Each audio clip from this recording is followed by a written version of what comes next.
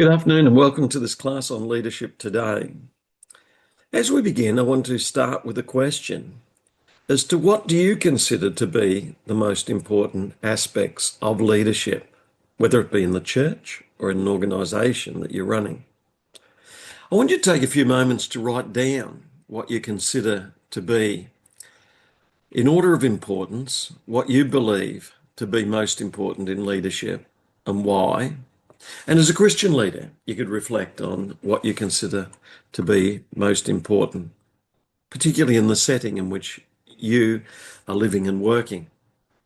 In your answer, briefly interact with at least one or more of the leadership ideas that we might discuss and think about the tasks that are involved in that which you lead, particularly, say, in a church where people meet, where they meet with God, or in another organisational activity such as youth or music that you may be involved in. And write down some of the aspects of leadership that you consider to be important. You might write down leadership, motivation or teamwork, or the product or outcome, or the relationships or character, or servant leadership or ethics or communication, or spiritual leadership or other areas. As with describing a car or a motorbike, we might say that the engine is most important or the dashboard is most important, when in reality, all aspects of leadership are important and they need to work together. And the Apostle Paul in 1 Corinthians describes the way in chapter 12 the human body has many aspects and they all need to work together. And so too in a leadership team, all of the members need to work together. Taking on a role of leadership is to take on responsibility for guiding what is occurring. And so if we drive in a car, one person might take the wheel and they're going to make the major decisions. And the rest of us, even though we may feel we know more, need to go along with the decisions that they make. And so too in leadership. But the person who takes on the role and responsibility in leadership and the times that we gather and meet and the place that we gather and meet at also takes on accountability and responsibility that things go well or if things don't go well. And so there's a challenge for them. And even though there's many others in the team or many others who are present who may have ideas, it's best to work together with the person who is in that leadership role and responsibility in order that we all might thrive and do well. You could reflect on examples of leadership that you're personally involved in or that you observe, say in a church or in families or schools or community life or another organisation that you're involved in. I'd like you also to include and to think about solid references that you could include.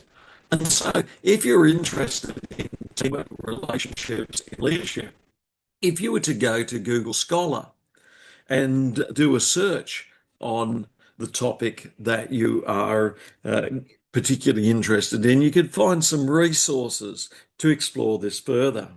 And so you could talk about teams in leadership, or you could talk about relationships in leadership, and so on. And you'd find resources that you could include in this discussion. If you go to Cite, C-I-T-E, you can then make a copy of the resource and bring it over and put it into the references that you're going to engage with. And you could briefly read these references and you could engage with the ideas that are raised by these resources. It's important that as leaders, we equip ourselves and empower ourselves with knowledge and understanding that can deepen our organisational understanding and our being equipped for the leadership tasks that we have. And so resources such as those that we find through Google Scholar are particularly valuable and important in equipping us to be more fully equipped for the leadership tasks that we're called to.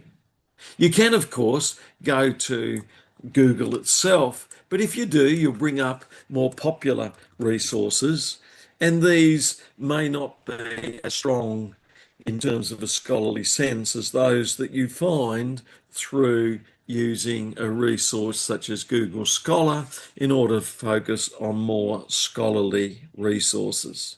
So take some time to write down those aspects of leadership that you consider to be important, to reflect on why you consider to be them important, and also to reflect on the ways in which they work together. And if you've got time, take some time to gather some scholarly resources on leadership and to engage with those also. I suggest that it's important to write clearly and personally in ways in which you engage with this material. To focus on practical leadership tasks, and if you're involved in Christian ministry, to think about practical Christian leadership tasks such as leading a church, a youth group, or worship group or other group. Consider how leadership involves both spiritual character and the character of the person, as well as practical task responsibilities, and how these are both needed. Think about leadership in the context of service of the people and the task, and the value of humility and building relationships and cares with others in leadership. And if you're working in a particular context, such as rural or urban, or in a particular country, such as Nepal, think about the unique aspects of the organisation or church that you're working with there. Remember, good leadership, particularly in Christian ministry, involves accomplishing tasks, but not only accomplishing those tasks, but caring for people and growing those people, and also growing each one in relationship with God. Leadership remains one of the most extensively studied, yet at times elusive aspects of life and organisations, and often it's through the study of resources such as organisational studies, psychology, theology, sociology, education, ministry, that we can gain some deeper understandings of what's happening. So if we're thinking about managing an organisation, certainly there are management skills that we need, but there are relational skills and team building skills that we also need. Within churches and youth ministries, leadership cannot be reduced to simply the charisma of the person or the motivation of the person. They need competence in organisation and in relationship building, knowledge of what's going on, and an ability to work with people to achieve the tasks that are set. Leadership exists within a framework, and Christian leadership exists within biblical and theological frameworks that remind us that we are in relationship and service to God and to others, and also to a lifelong development of the skills and commitments that we have. Leaders are also responsible not only for accomplishing a task, but for teaching values and ethics and hopes and worldview understandings that are communicated through the ways in which we lead. Leadership is relational. It involves relationships with every member of the team and every member that we're relating to in accomplishing the tasks that have been set. So a question such as this, what are the most important aspects of leadership, requires us to engage with a wide range of understandings and insights from the Bible, from ethics, from formation and character studies, from organizational theory and behavioral studies, psychology, many aspects of life and understanding of the human person and organizations. Modern leadership studies increasingly recognise that leadership involves multiple dimensions, including the tasks, the team, the relationships, emotional understanding of the emotions within ourselves and others, an ability to communicate, an ability to organise and communicate what's being organised and administrate it so that it accomplishes our goals, the ability to organise finances and steward them well, to adapt to changes that take place in the outside environment or within, to think strategically about opportunities ahead, and to develop character within the leader and promote it within others. Earthy leadership theories often focused upon just traits, forgetting about the many complex aspects of task and relationship and transformation that takes place as people grow and develop. So, well-developed theory of leadership includes a well-developed understanding of all the many aspects of leadership that are involved. Let's begin by thinking about some of the ways in which we are going to approach leadership.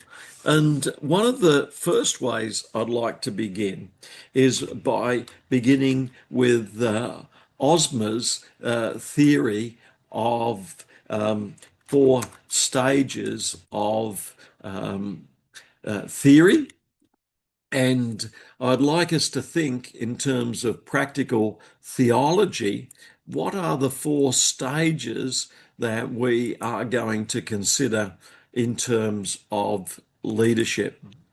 Osmer suggests that firstly, we're going to learn by listening to what's going on, and then we're going to make responses to that. And so Osmer's practical theology says that our theology needs to listen to what's going on and then respond in appropriate ways to that. And so Osmer's four stages include, firstly, an understanding of what is going on, listening, and seeking resources that can help us understand. So if you're leading a youth group, you might ask, what's going on in the leading of a youth group? What's going on in the lives of the youth? What's going on in the particular communities where the youth are involved at the moment? What are they interested in? What sort of activities motivate them? What are their goals? Listening like a priest is the first step that Osmer identifies. Step one, listening, asking what is going on. And so Osmer, step one, asks what is going on. And then Osmer stage two asks more deeply, why are these going on? Why are youth interested in the activities that they're interested in? Or for a church, why is the church interested in the activities that it's involved in? It seeks to develop a deeper, wiser understanding of what is going on. And so stage two asks why. Stage three then asks, how can we think more deeply about what is going on, and ask what ought to be going on? That is, what is the best and what is true? So stage three, Osmer suggests, asks what ought to be going on. And for a Christian, they could look to the Bible, they could look to their theology, they could look to tradition, the various sources they have for various understandings of what's going on. And then stage four, having thought through what's going on, why, what ought to be going on, we can then come up with practical application and how to outwork a better way of doing what can be going on. How might we respond? How might we serve? How might we bring to pass what is happening? I think Osmer's model from practical theology is a very useful one in understanding four important aspects of leadership. That is, what is going on in those areas that we're seeking to lead in? Secondly, why are the activities and interests unfolding in those areas that we're interested in? Thirdly, what ought to be going on? What knowledge do we have about the better way of doing things? And fourthly, how can we apply a better way of doing things? These are some valuable insights from Osmer. And in stage three, what ought to be going on, we have a number of sources. And I know in the research that I've done on Wesley's quadrilateral, John Wesley's quadrilateral, I've noticed that he often drew on four sources, one being the Bible, God's revelation of the way in which things can go well under God's guidance, but also tradition. That is, God can be speaking through communities and books and those who have brought insights into the better way things can be. Our traditions can speak to us as well. As well as that, there's many scholars who've looked at the natural world and learned from, say, leadership and scholarly study of leadership. But most importantly, Wesley said, was your experience. That is, you have a story to tell. You have learnt a great deal. You are responsible for your own life. And so many who've studied the importance of your subjective life and taking responsibility for your actions would that experience is particularly important as a way of learning and understanding, and that's particularly true in leadership as well. So Osmer's model suggests that we need to know what is going on, why, what ought to be going on, and how to apply it. And Wesley's quadrilateral insight suggests that we have some valuable sources for knowing what a better way of doing things and being can be from the Bible, from traditions, community, and other people, and from books and reasoning and experience. John Adair, in his action-centered model of leadership and understanding of leadership, says that there are three major aspects of any leadership. Firstly, there is the task. Secondly, there is the team. And then thirdly, there are the many individuals involved, of which every person is important. So it's important, says Adair, in any leadership to think through what is the goal and what is the task. And if you're a youth leader, the task might be to bring about certain benefits to young people. And a traditional way might be to hold a youth meeting of a Friday night. And so we might think through the various aspects of the task. Going back to Osmer's stage one, we could think through what are the traditional ways of understanding the task. That is, teenagers are transitioning from certain age to another age. They face certain challenges. They face certain needs in terms of relationships and knowledge and input. And so we might think about how do we traditionally understand the best ways to respond to the needs of children or teenagers or young adults at that age group? And there's a vast amount of information on this. Stage two digs a little deeper in Osmer's model and asks, why are these changes taking place? What's the goals? What's the outcomes? And as we think more deeply, we can move on to stage three. What ought to be going on in the lives of young people? So as we think through the task and setting up a youth group, we could think more deeply about what ought to be happening in the young people's lives. And we can gain insight according to the Wesleyan model, not only from the Bible and traditions, but also we could look at scholarly writing. And we could go to Google Scholar again, and we could think about youth and transition stages. And we could gain a deeper and greater understanding of what's taking place in the lives of young people as they transition through. And that would give us a deeper understanding of what we're seeking to do in this youth group and on this night when we're working with the youth and coming up a program to meet their needs. The second aspect, according to John Adair in his action-centered leadership, is to fully understand the team that needs to be built to accomplish what we're doing. And so if we're setting up a youth group, we could ask, who are the key people who are going to be involved, and how do we involve them and listen to them and give them a sense of agency and commitment to what we're doing. And so building the team is particularly important. And then thirdly, there are each of the individual young people and each of the individuals in the team and each of the other people involved who may be others outside in various relationships to these young people and to the team as well. And so they make the third aspect of what is happening, all of the individuals involved. And so I think Adair's model is a very useful one. It reminds us too, in the third stage, that every individual is different with different abilities. Some are introverted, some are extroverted, some task oriented, some people oriented. They've got lots of different physical and mental abilities. So as you begin to think about the leadership tasks, and as you've got tasks in the future and beyond, think about in these three priorities of John Adair's, what are the tasks that you might be involved in working with, in leading? What are the teams that you might be involved in building? And how diverse are the different individuals involved? And how might you build an understanding that helps meet the tasks, helps build the team, and helps understand and meet the needs of the individuals involved?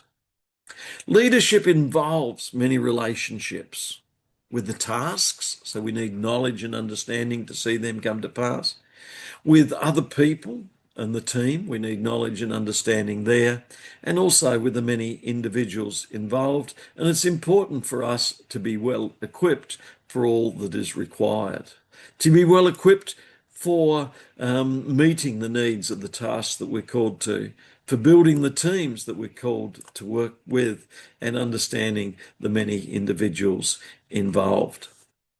A second area in which you're going to need to be particularly well prepared in any leadership is in a skill in building and maintaining healthy relationships with others that you're working with in the leadership time that you are going to be involved in. You need to be able to build morale and trust and communication with the people that you're working with. As Christians, we understand that through Jesus and the Apostle Paul, there are insights into ways in which we can build relationships. At the same time, we need to build relationships more broadly in terms of networks with a broader range of people outside of the tasks that we're immediately involved in. What are the other groups that you could learn from and relate to in order to be better at the task to which you have been called? Particularly important in leadership is having character, values, ethics, accountability, and integrity that enables others to trust in you and the tasks that you're involved in. Leadership studies increasingly recognises that technical competence in the tasks we're involved in is important, but ethics and character and accountability and integrity are also vitally important. And in Christian pastoral leadership, insights from 1 Timothy chapter 3 and Titus 1 remind us of the importance of aspects of character such as self-control and gentleness, faithfulness, hospitality, and moral maturity. Similar, Jesus warns the religious leaders in passages such as Matthew 23 that we should not be seeking status or recognition or power, which can be our undoing, but rather justice, mercy, humility, and serving, which can build up others and thus show that we are effective in what we're doing. This notion of servant leadership is not only found in biblical writings, but organisational studies, such as those of Robert Greenleaf, recognise that servanthood is particularly important in all aspects of organisations today. And so if you do some research on Robert Greenleaf's servant leadership studies, you'll see that he has found that all organisations find benefit from learning to listen to others, learning to empower others, learning to recognise value in building up others so that they grow. Key characteristics of servant leadership that Robert Greenleaf has identified include listening and empathy, seeking others to heal and grow, to be aware of others and their needs, to be able to persuade others to move forward because you're working together on valuable goals, stewardship of the resources you have, a commitment to growth of all of the people who are involved. Leadership from a servanthood model does not hoard power, but shares it and fosters collaboration so that everyone benefits. Greenleaf says that we need to ask who are those who are struggling most or most deprived and see if they are growing and benefiting. And if they are, then we know we're on the way to growing the whole of the organisation and not just a few elite parts that are separated from the rest. If people are going to grow and develop, it's important that they go through stages of transformation in their growth in which they become more equipped to be the better people that they're able to be in the life journey. Transformational leadership sees and recognises the importance of these changes in all of the people who are involved in an organisation. It recognises that everyone who's involved can develop higher values, a higher sense of vision and moral purpose and growth in which everyone involved in the organisation can flourish. Christian leadership similarly encourages casting a vision, encouraging one another, building of hope and moral imagination in that all people can thrive. And we see it in the Old Testament in the lives of Moses, David, Nehemiah, and in the New Testament in Jesus and Paul. There's also important cautions when people follow a leader and they see them as inspiring and encouraging them, in that the leader can find a moral collapse whereby they allow the ego to triumph. And so there is a need for leaders to be cautious about becoming emotionally manipulative or authoritarian and remaining grounded and ethically accountable and being able to discern what is true healthy leadership from that which is self-seeking. Another aspect of leadership that's important for a Christian is to recognize the need for a developing relationship with God and spiritual discernment of every aspect of one's life, and the ability to take breaks and rests and spend time alone with God and recognize that there is much more going on than the task or what's happening in other people's lives. It's important to understand that which is happening in one's life, even when the activity is not buzzing and going. Biblical leadership repeatedly emphasizes the importance of prayer and wisdom and dependence on God and seeking times alone with God in order that we might be well grounded and grow in the inner person as well as outwardly. Daniel Goldman has emphasized the importance of emotional intelligence in leadership, in which he reminds us of the importance of understanding our emotions as they well up within, and there can be anger or disappointment welling up. And these are like dials in a car or a motorbike, which tell us that things are happening. But we need to be careful about how we respond to what is happening. When we feel angry or upset, we need to understand that there are certain causes of these feelings, both external and internal, and the way we're reading them and understanding them. And we need to then take time to process what is happening. Daniel Goleman reminds us that an awareness of the self and one's emotions and the ability to regulate emotions and find a sense of empathy for others and self, social awareness and relational skills helps us to keep a level, well-managed understanding of ourselves so that we don't fly off the handle and do something that's harmful to others or ourselves.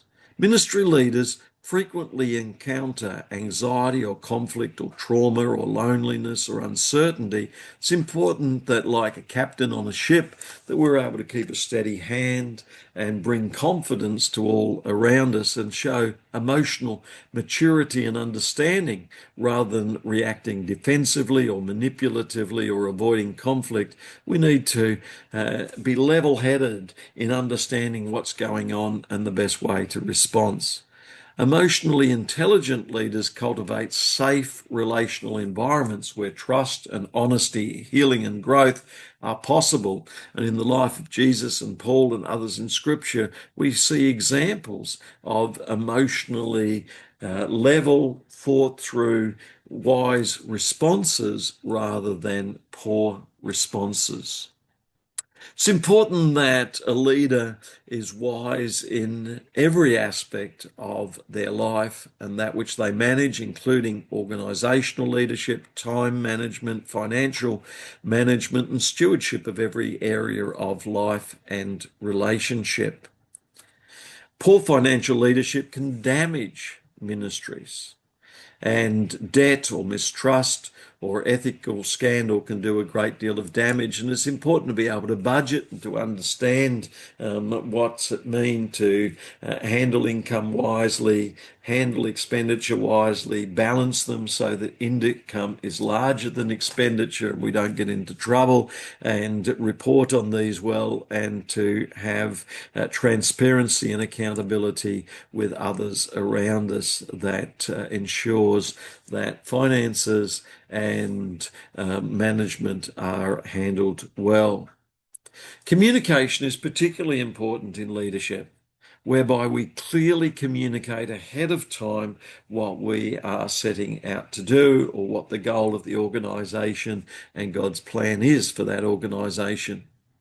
Meaning making and communication is particularly important in communicating and listening and understanding and using a story to tell the vision and the message and encouraging others. Jesus frequently communicated through parables and stories, questions and symbols, and we can learn a great deal from Jesus and Paul and others in Scripture, as well as from scholarly writings on the methods of effective communication.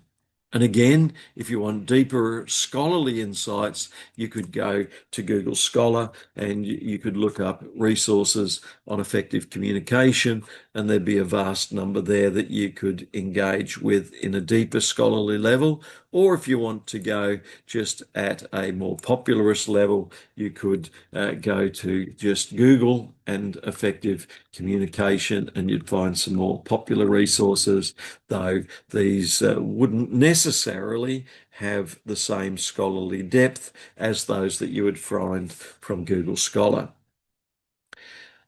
Adaptive leadership theory, such as that theory of Robert Heffelt's, offers important insights into the ways in which contemporary churches can adapt to sudden uncertainty, complexity, or change.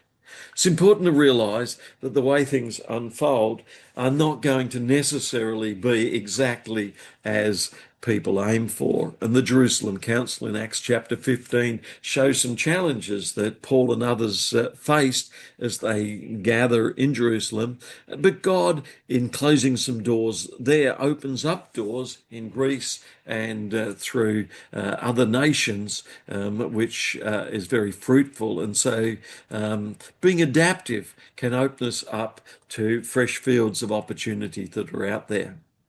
Ultimately, perhaps the most important aspect of leadership is the ability to balance the multiple dimensions that are involved. And as I said before, with the analogy of a motorbike or a motor car, it's the ability to recognise that there's many parts involved, and for it to function well, all of these parts need to be working well. And as we began by talking about task and team and individuals, we're reminded that these are just three of the components that are involved, and we've touched on many others on the way through. We've been reminded too from Osmer that we need to more fully understand what is going on and listen and study. We need to more fully understand what can be going on. And then we need to fully be open to creative ways to develop answers to better ways of doing things. Christian leaders need a holistic, integrated understanding of leadership that brings together character and competence and relationship. understanding of the wisdom and knowledge needed to meet the tasks, emotional maturity, ethics and organisational ability and communication, as well as theological faithfulness to Scripture and to God. Like the members of a body that have head, body, arms, and legs, we need to work together with all the parts that are involved.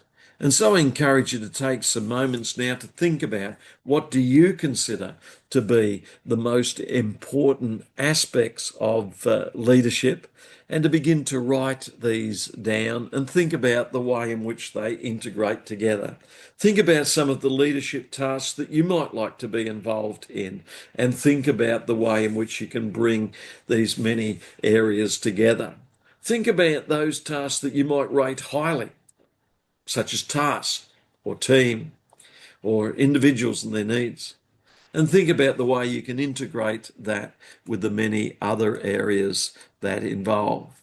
You could draw on Osmer and what is happening and going on, and why different things are going on, what ought to be going on, and what are the different sources, such as 4 sources of understanding, Bible, tradition, scholars, and experience that you have. And then what can we do to bring about better goals? Jesus remains as a central model for leadership, and that he brings together all of these aspects in his own life, but also in his humility and his self-emptying sacrifice, in order to bring about a greater world in which all can flourish.